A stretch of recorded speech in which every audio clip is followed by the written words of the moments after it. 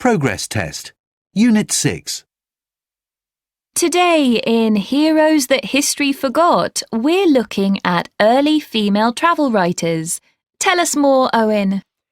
Yes, let's start with Ida Laura Pfeiffer, who must be one of history's most unlikely explorers.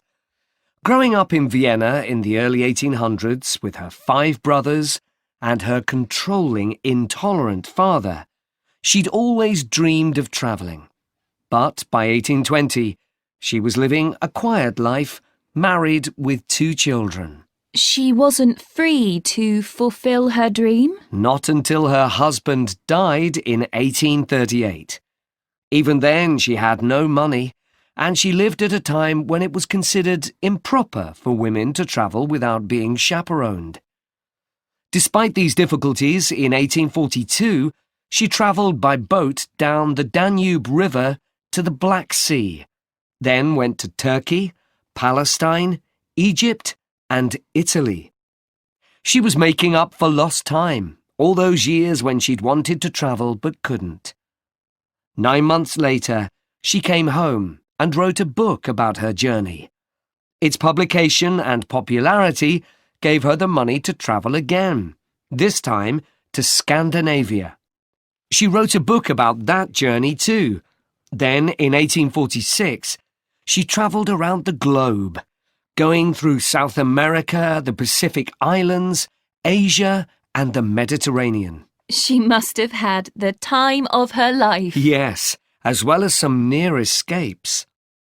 Pfeiffer's book about the trip, A Woman's Journey Around the World, was packed with tales of dangerous adventures like encountering tigers in India. It was not only exciting, but also very different to other travel books of her day. Because she was the first female travel writer? No, because she was honest. Travel books of the time reflected the prejudices of their writers, most of whom were unwilling to understand native cultures and depicted native people as ignorant and savage. Pfeiffer described native cultures in detail, relishing their variety.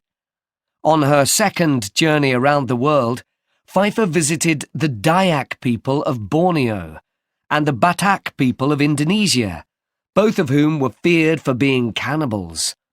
"I'm old and not very good to eat," she apparently joked. So, she survived. Yes. But on her next journey to Madagascar in 1857, she was in the wrong place at the wrong time and was caught up in a rebellion. After being marched through malaria-infested swamps, she became ill. She died a year later in Vienna, leaving behind one last book. An amazing woman.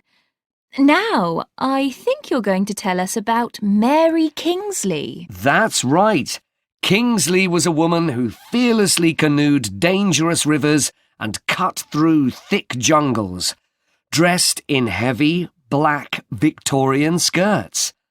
After Kingsley's parents died in 1892, she became an explorer at the age of 30, mainly to continue the work of her father, who had been an anthropologist.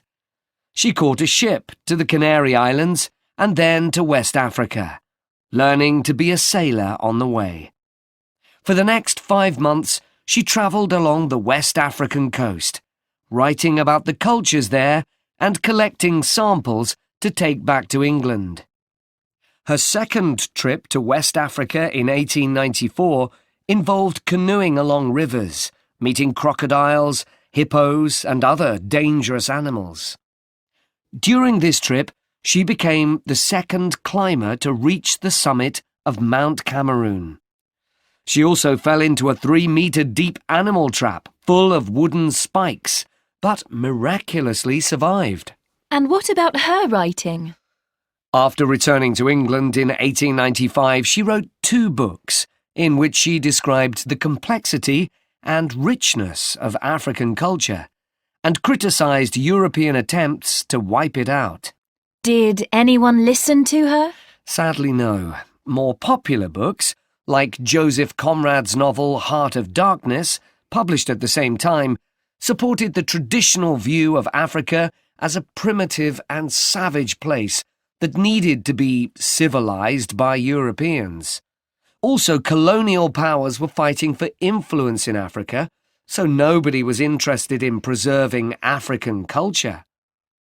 Later, when a colonial war began in South Africa, Kingsley volunteered to work as a nurse, treating people who had typhoid. Sadly, she soon died of the disease herself and was buried at sea. Well, Owen, it's been...